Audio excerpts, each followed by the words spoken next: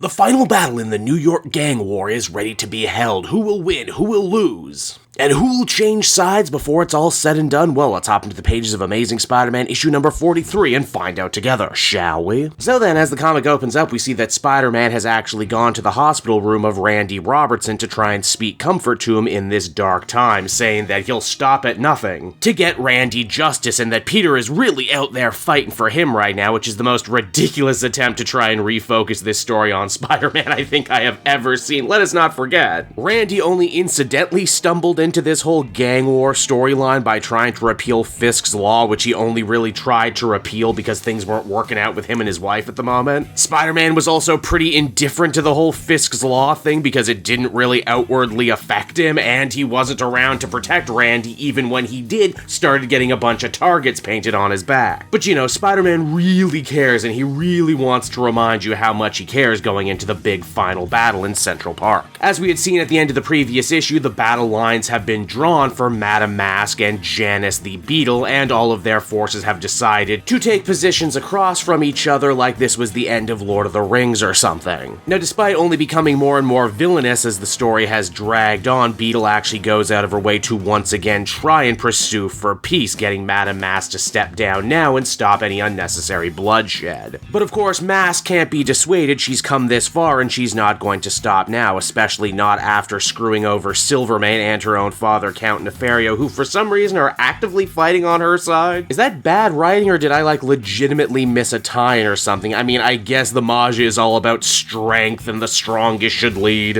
And SpiderMan and Nefario are probably such huge jerks, they probably respect Masque for showing the initiative like she did. Masque's other big ace in the hole right now is a bunch of advanced weaponry built for her by Miles Morales' villain, the Rabble, which, hey, you know what, I'm not complaining, that's a great series, it was a good set of tie-ins. But holy crap, does Romita Jr. not know how to draw the Rabble. I know it's a newer character with a pretty busy design, but wow, does she look bad in this book. Now, is the Beetle bringing anything new to this fight?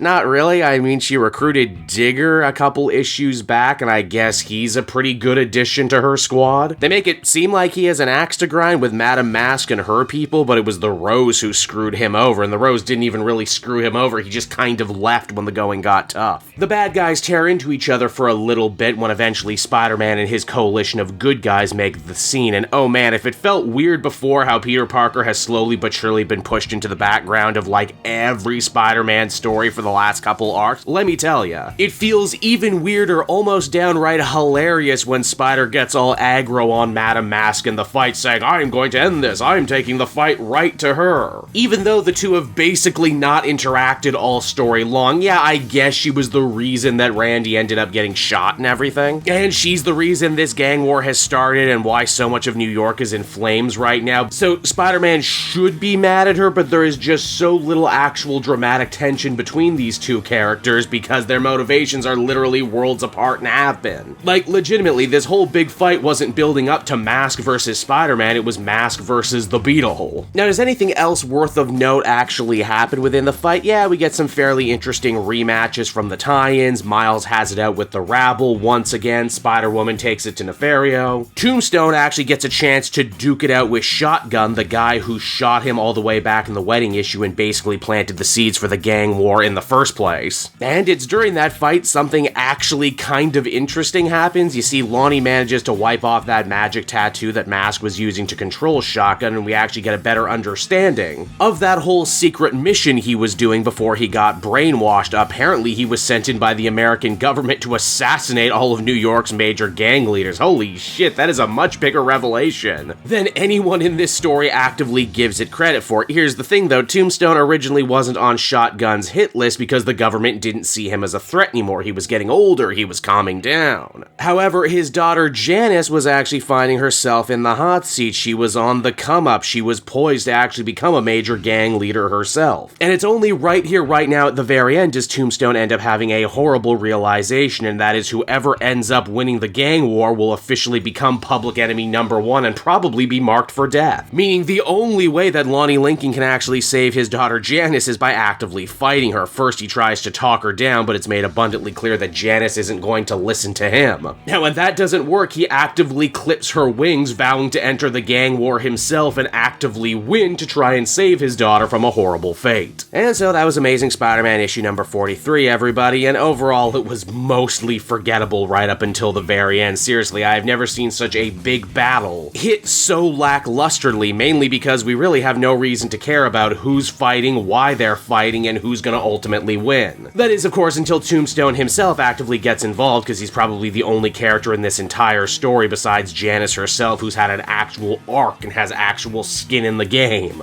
Hell, say what you want about this Zeb Wells run, and I've certainly said plenty, but Lonnie Lincoln himself actually ends up being a pretty well-served character. I mean, everything else around him happening is completely tedious fat filler, but hey, you know what? When it's good, and I'm always gonna try and find the good in something. What is bad, unfortunately, is still very much Spider-Man. He feels like a backseat player in his own life, in his own book, even more so when he's actively trying to get involved and act like the main character again. Even though he's not even like the 4th or 5th most important character in the story, and them trying to actually add a little bit more drama by reinvoking Randy just comes off feeling incredibly silly and incredibly forced. Overall, I would give this one a 5.5 out of 10. I'm actually really glad I reviewed this book right away after reading it, because I promise, once again, I'm probably not going to remember any of this story when it's said and done. But we're still not done. We still got a couple more issues of Gang War left to go. Hey there everyone, it's your old pal Cape Joel again, thanking you so much for watching to the end of the video. I hope you enjoyed it, and if you did, why not check out my Amazon link down in the description. Yes, that's right, the Cape Joel channel officially has its own Amazon storefront now. You can pick up a comic or anything else for that matter, and if you did, you'd really be helping me in the channel. So with that out of the way everyone, I will see you again next time. Bye-bye.